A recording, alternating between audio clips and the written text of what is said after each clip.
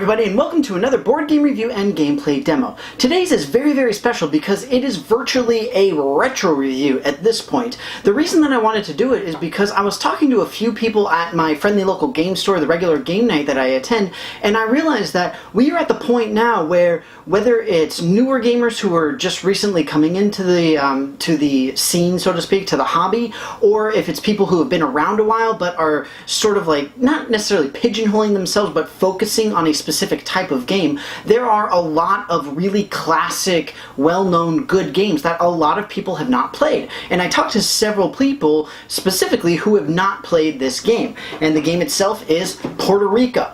Now, I am sure that many of you are familiar with Puerto Rico and how it works and all that kind of stuff, but for the purposes of today, I'm going to tell you all about it from my perspective, what I think about it, all that good stuff. Now, Puerto Rico itself is a really fun, good game. All you're doing is you are creating a plantation in Puerto Rico. And the idea is that each player has a little board, you're building buildings, you are occupying them with various workers. You've also got a role-picking element to determine what actions everybody is going to be taking during the round, all sorts of different stuff.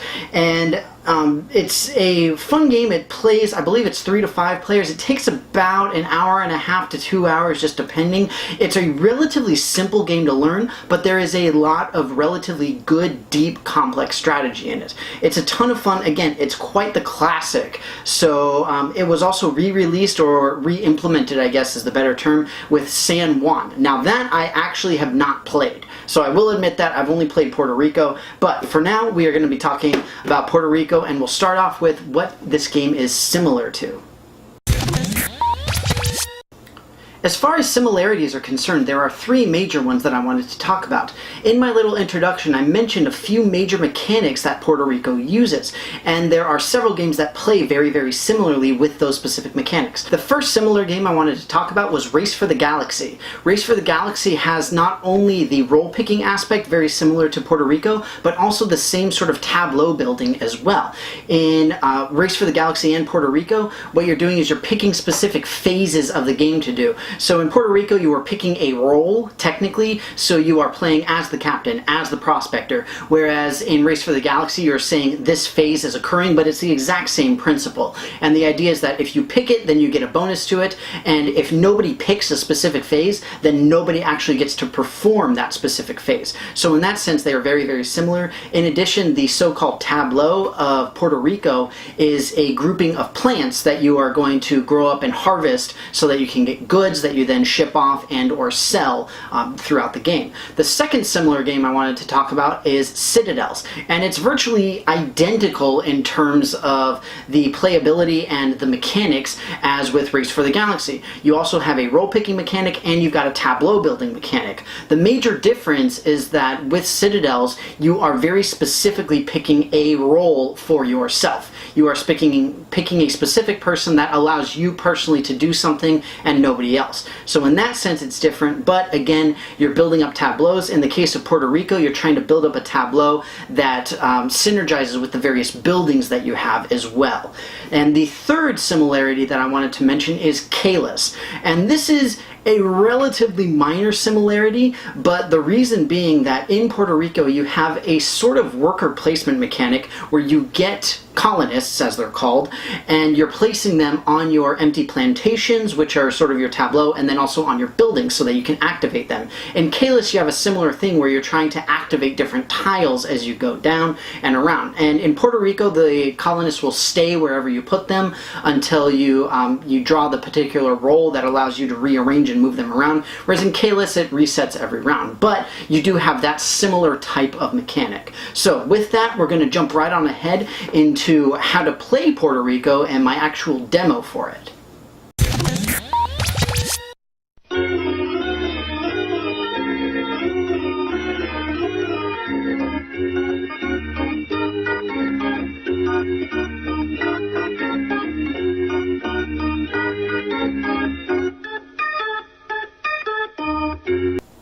Alright everybody, we're just about all set up and ready to start playing Puerto Rico.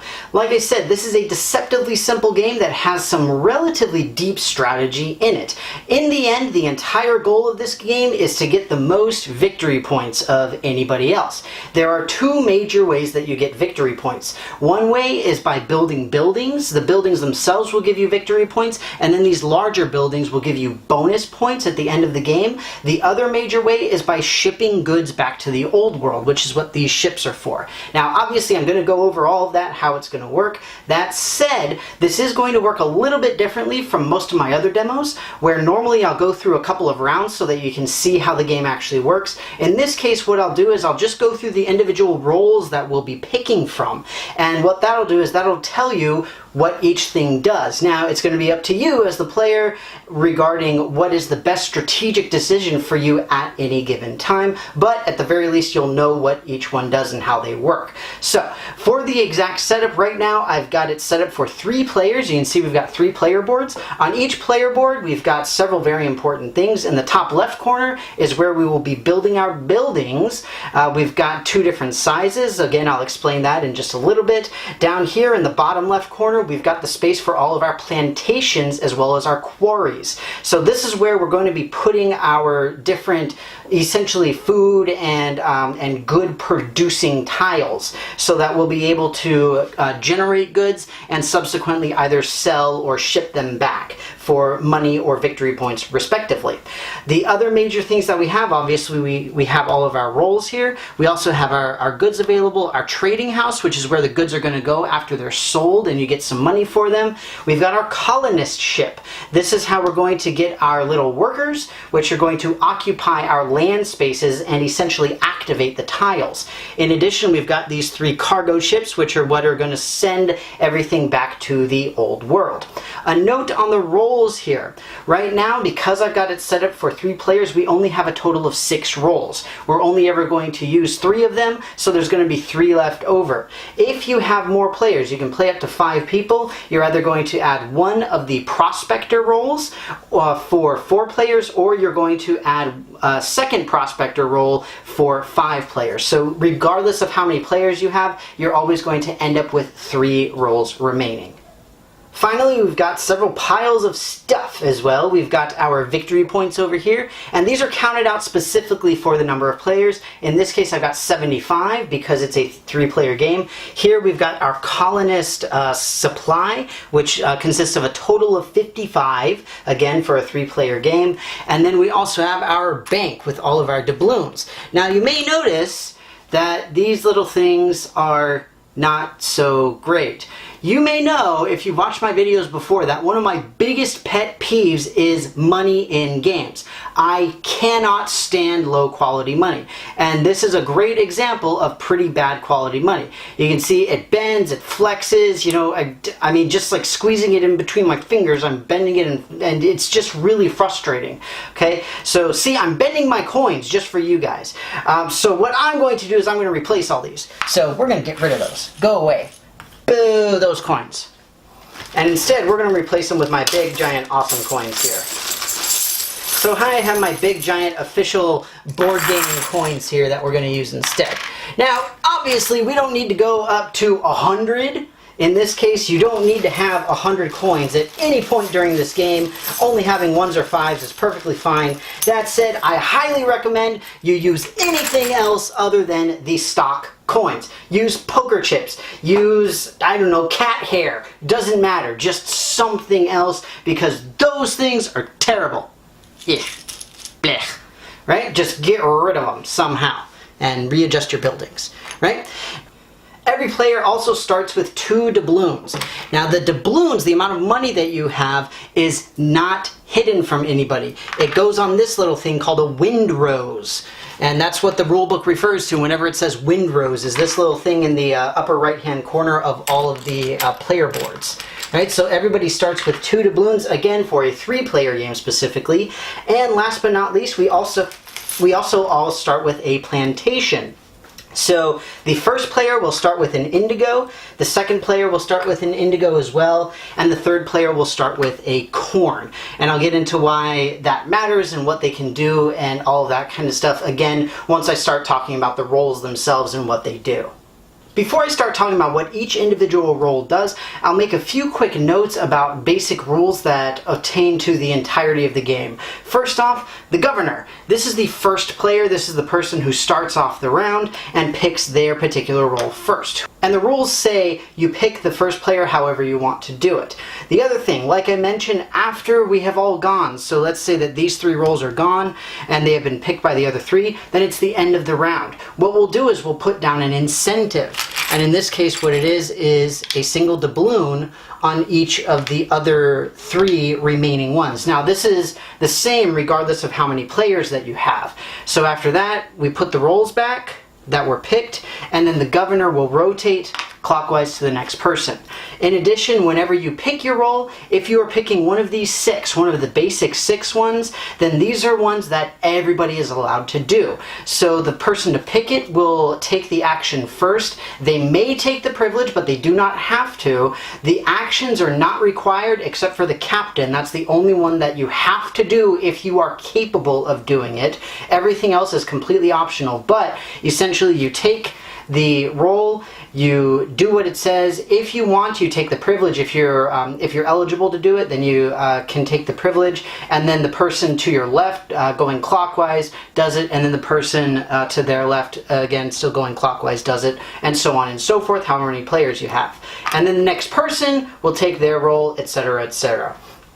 Just to get it out of the way really quickly, the prospectors are very, very simple. Again, these are the roles that I'm not playing with because I haven't set it up for enough players. All this does is it gives you 1 doubloon from the bank. That's it. This is a role where if you have 4 or 5 players, it'll be out there. You take it and you just get a single doubloon. These are the roles that the other people do not do. This is the one where only the person who picks the role is the one who does it. Everybody else doesn't do anything, right? So those are the basic rules for how to deal with the roles. The incentives can stack up. So if settler, for example, wasn't picked for 2 turns, then it'll have 2 doubloons. And essentially the idea is that in addition to the privilege of taking that particular role, that is the little bonus that you get just for picking it, you'll also get any doubloons that are stacked up on top of it as well. So that's why it's an incentive to eventually take it at some point. Right. Now, as usual, I will be playing, quote unquote, as this person right in front of me here, and we're just going to go through the individual roles, how they work, and then what I'll do is I'll talk about the buildings and how it works with the plantations and what we're trying to do between them, right? So first off, we will talk about the settler. The settler is the role that will allow you to take the individual tiles from the plantations and put them into your plantation squares. So the privilege for this is that you can take a quarry instead. The quarry is a unique plantation. These are all face up. So you notice that we've got a bunch of face down tiles of all of our plantations here and only 4 face up available to choose. The quarries are all face up, all available to choose, and you can take one instead. What these do is these reduce building costs. I'll talk more about that when we get to the builder, but that's essentially what they're for. So I'll take the settler, and then I pick one of the tiles available. I'll take the corn, and then let's say they take the coffee, and then this person takes the indigo, right? So everybody's done. Whatever remains, there's always going to be one left over. You put into a discard pile, and then you'll flip up randomly to refill to the same number. So you always refill to 1 plus the number of players. And that's it. So that's how the settler works. Very, very simple. And like I said, instead of my corn, I could have taken the quarry instead and been set up to get some cheaper buildings later on in the game. But that is it for the settler. Next up is the mayor. The mayor is how we get new colonists into our little areas over here. The privilege for it is that you get an additional colonist from the supply. And that means that it's from this big pile over here. So because I picked the mayor, that means that I would get an additional colonist, and it goes right on here onto my San Juan, which is an official space, so to speak. It's essentially a placeholder for everything. everything. Then we go to the colonist ship. This starts off with colonists equal to the number of players, and the mayor gets a colonist first, and then clockwise order gets one and gets one until they're all out. Right? So then what you can do is during the mayor phase is you're allowed to rearrange your colonists around however everything works. When I talk about the buildings and how they interact with the plantation tiles, then I will explain more about the mayor and how that works with moving them around and all that kind of thing, right? But essentially these little white spaces that are on the plantations as well as on the buildings can be filled in with the individual workers to indicate that they are occupied. An unoccupied building does nothing.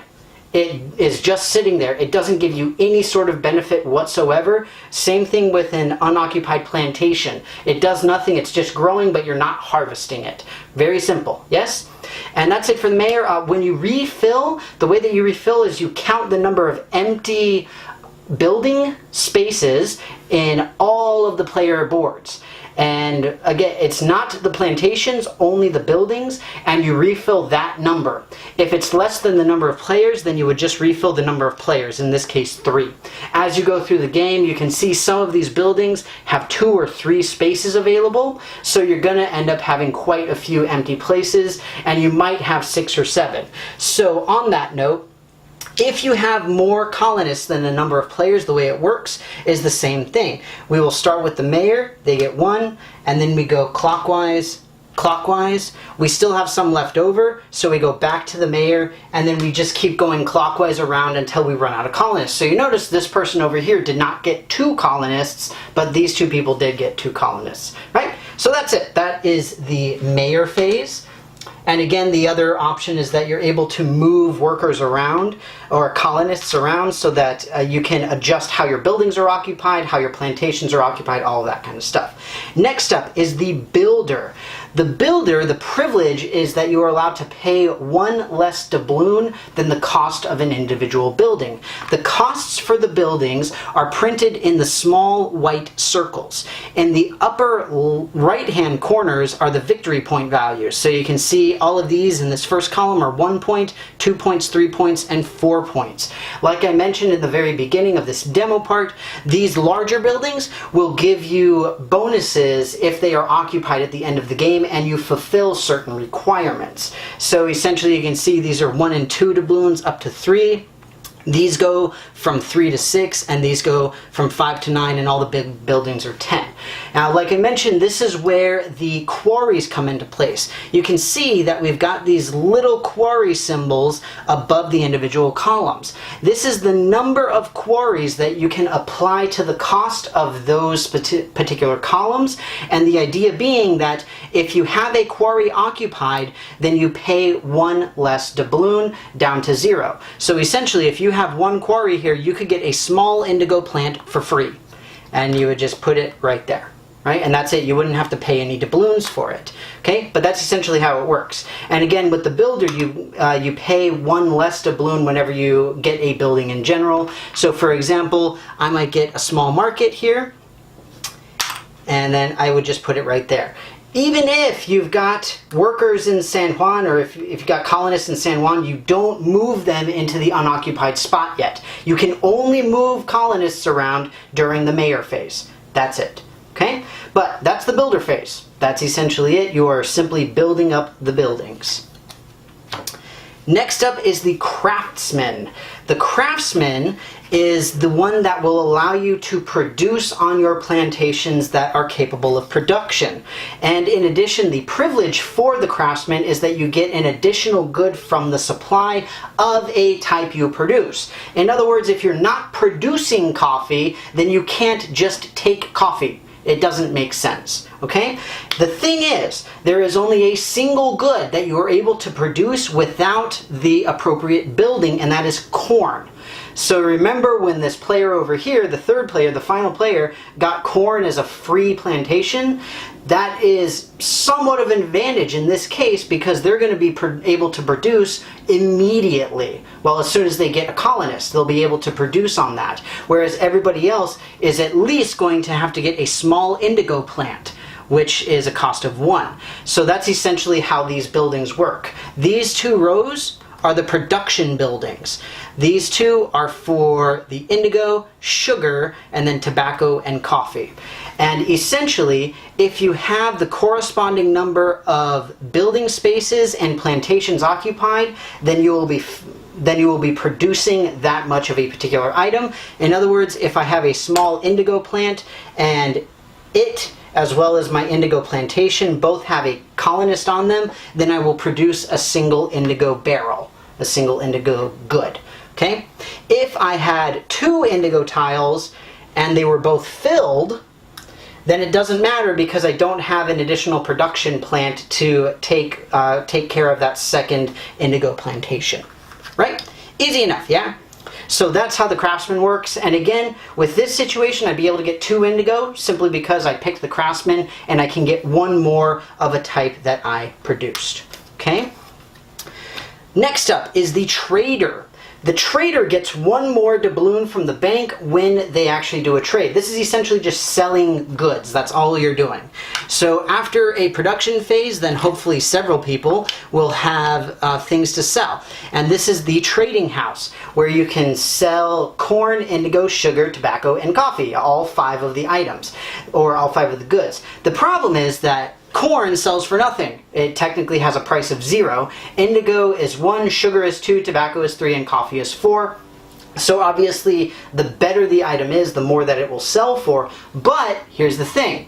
You can only sell 4 goods, and they have to be different. In other words, if I sell an indigo, nobody else is allowed to sell an indigo. If I sell a sugar, nobody else can sell a sugar.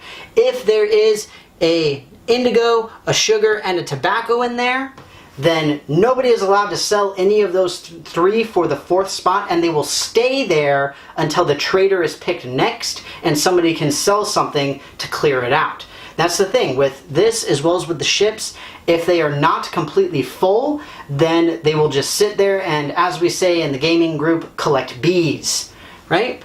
That is how the trading house works. You just get your doubloons, whatever they're worth. And again, the trader, if they sell, will get 1 extra doubloon from the bank as well.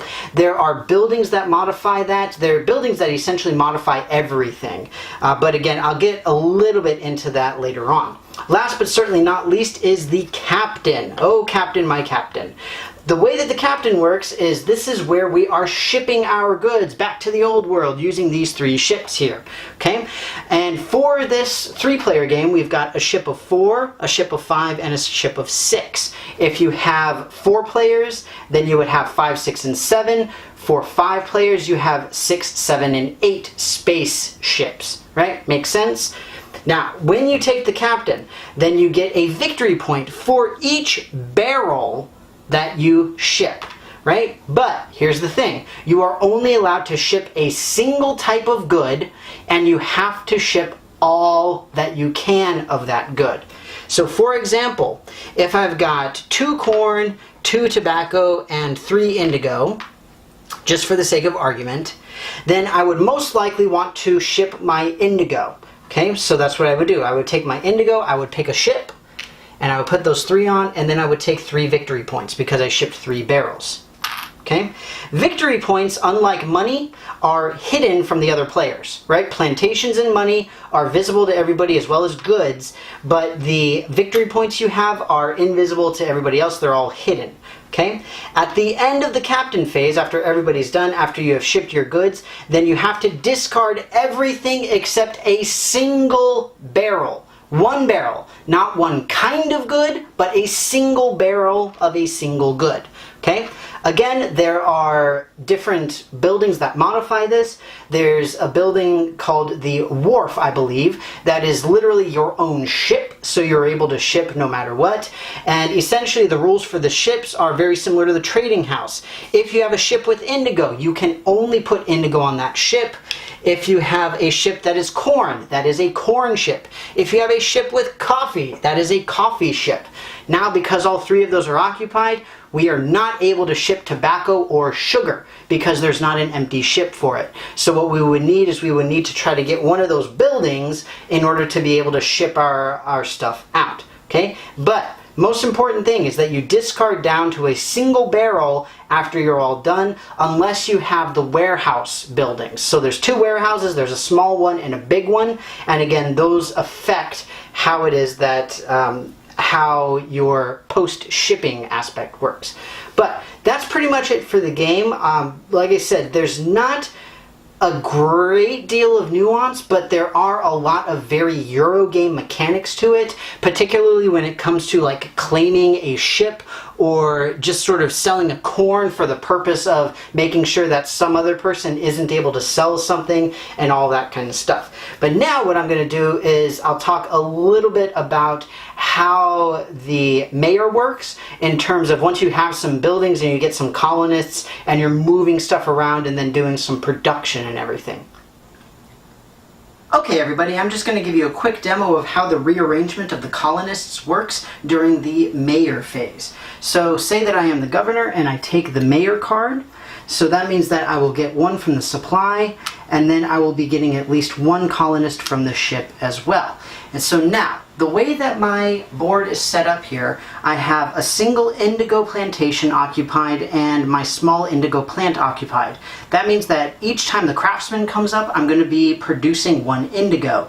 Same thing for my sugar. I've got a sugar mill that has the option of 3, but I've only got a single plantation, so because I've got 1 and 1, that means that I will be able to produce a single sugar during every craftsman phase. I have a tobacco one, a tobacco plantation, but I do not have the proper tobacco production building, so I'm not able to do anything with that. And I have the opposite problem with the coffee. I've got the coffee roaster, but I have no coffee plantations, so I'm not able to do anything.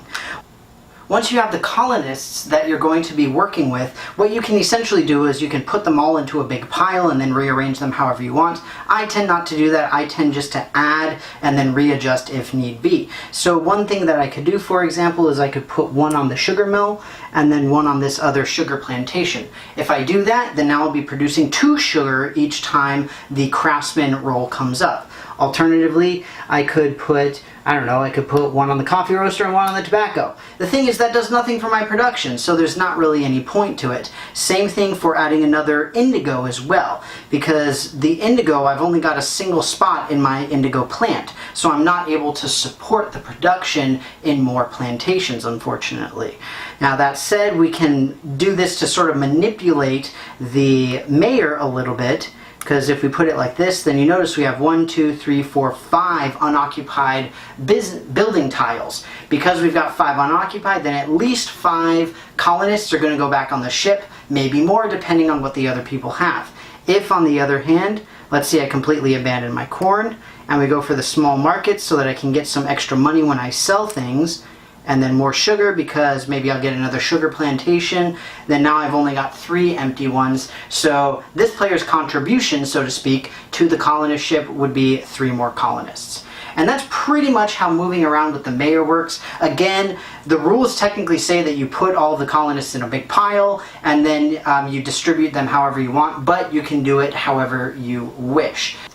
I mentioned before that we have some of these high victory point large buildings as well, which when they're occupied at the end of the game will allow you to have more points depending on if you meet certain requirements. So for example, the guild hall gives you 2 victory points for each large production building, which is essentially any production building that does not say small. So we've got the small indigo plant, the small sugar mill, and anything else is a large production building. So we've got the sugar mill, the coffee roaster, and then we've got the indigo plant, etc. Okay?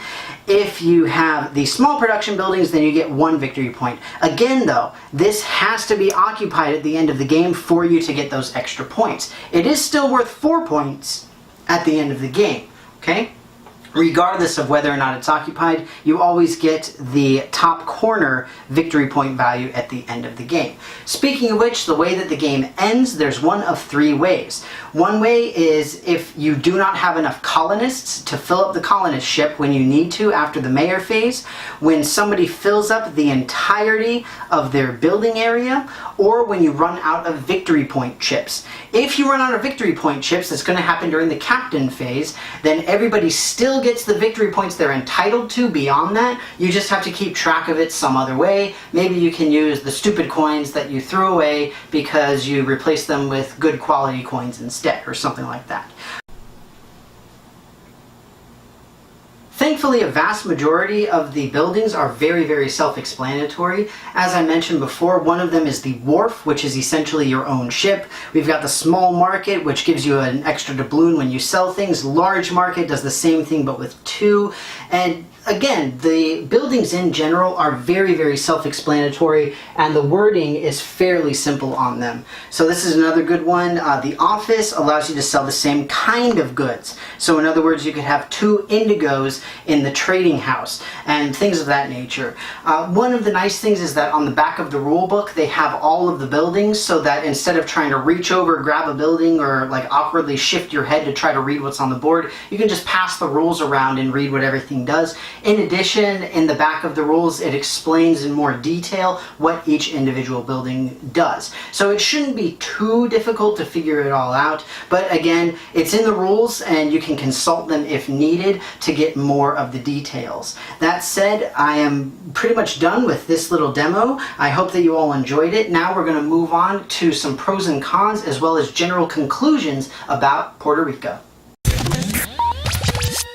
So that's it for my demo on how to play Puerto Rico. I hope that you guys enjoyed it, and as you can see, it is a really simple game to play, but there is a lot of pretty intricate strategy involved, whether it's what buildings are available during a specific game, which of the different plants you're going to be going for, trying to avoid the ones that your opponents are going for potentially, if you're going to be going for the quarries, all of that kind of stuff. There are a lot of layers to this game, but that said, we're going to get into the pros and cons for it. First off, the pros. My first and foremost pro for this game is, quite plainly, that I really enjoy it. It is a great classic strategy game. Honestly, this is one of the first hobby games that I actually played when I first started into real board gaming, as they say. And again, the real pro in this sense is the fact that it is relatively simplistic. You can have somebody who is not very knowledgeable on game mechanics and who really hasn't played many board games or any at all, and they'll be able to pick it up relatively quickly. The second major pro follows along in that same thread in that there is very little downtime in this game. That is one thing I love seeing, especially in a game like this. Relatively heavy strategy, well, I guess sort of medium strategy, but the thing is you can get a lot of things like analysis paralysis, and you can get a lot of things where, you're just waiting for everybody else. One of the nice things with Puerto Rico is with a lot of the roles, people can go relatively simultaneously. Sometimes, obviously, it does matter, but occasionally it doesn't matter, so it's kind of nice. The third major pro for me is also a slight bit of a con as well, and the reason being it's the versatility. Within Puerto Rico, we do have some versatility with the different buildings that you can pick and choose as to what you're going to have available, but at the same time it is relatively limited. There are not nearly as many options as some other, particularly with tableau building games, that you can sort of try to build up and work. That said, you do have a lot of different paths to victory, and in that sense I absolutely love that particular aspect of the versatility. My first really major con is one that I mentioned during my demo, and that is the money. You all know that this is a really big pet peeve of mine, and that is poor quality money. I can't stand it. The fact is that in any game, money is constantly going to be handed off, handled, all this kind of stuff. And the thing is, if you have those nasty little tiny cardboard things, then it just doesn't work well. I highly recommend that you use anything else. Literally anything else. So you saw I use my fancy gaming coins. You could just use poker chips. That's what I would always use whenever I was initially playing this. Pretty much anything else. Again, it's a pet peeve. It's a relatively minor gripe, but for me personally, it is something that I always cannot stand. The second really big con for me goes back to the versatility that I mentioned earlier, and that is, yes, you can play with between 3 and 5 players, but the problem is that the game tends to play very, very differently depending on how many players you have. With the trading post only having room for 4 things, it means that the more players you have, then somebody can end up getting shut out completely and not even have an option to be able to sell things. So stuff like that can really affect your strategy, how you play this game. And really, it's not necessarily bad, but the problem is I would prefer a game that scales more smoothly, and with this particular one, it simply doesn't. Again, it's not inherently bad, but it's something that I don't really like, and it means that I try to get at least 4 people into a game, if not 5. Those are my preferred ones. Playing with 3 people, while I did it for my demo, just really is not nearly as much of a good quality strategic experience from what I have seen in the times that I have played. The last con for me is probably the most nitpickiest and tiniest con that I have ever had in any of my review videos ever. And the reason being that it's simply, I don't know what to call this game, because it's not really a worker placement. Yes, you are placing workers, yes, they are doing things, but it doesn't have a worker placement feel. It's not like you set a worker down and then you wait a while and then you get something, or you have specific actions that require individual workers and things like that. It's also not really a tableau building game. It is a role picking game, but it's more phase picking, and it is a central mechanic, but there's so much else to it as well. So while it doesn't really defy everything in terms of categorization, it's just difficult for me because all I can really tell people is like, this is a classic game. It's Puerto Rico and it's great and you can do this, this, this, this, and this, but you can't really put a single label on it, unlike many, many, many other games of the type. Again, absolute minorest, tiniest gripe that I have ever done, ever. But even so, it is still something that I have found difficult, especially finding these people who have not played it. And I'm trying to describe it, they've heard of it, maybe they know how to play, maybe they've seen a couple videos on it, but either way, that's the final minor gripe for me personally. As far as general conclusions, I mentioned throughout this video that I really do enjoy this game. It was one of the first ones that I ever played, so maybe I've got a little bit of a bias towards it,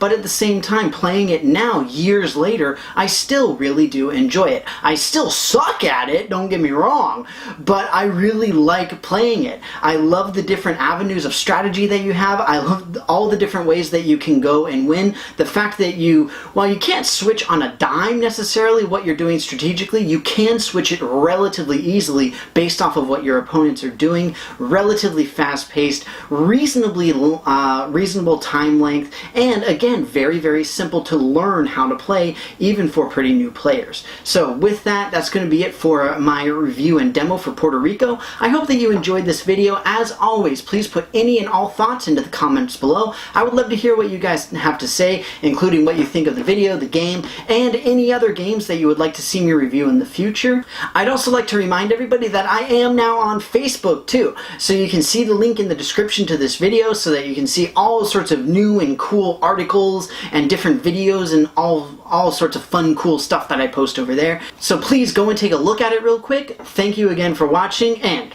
I will see you next time.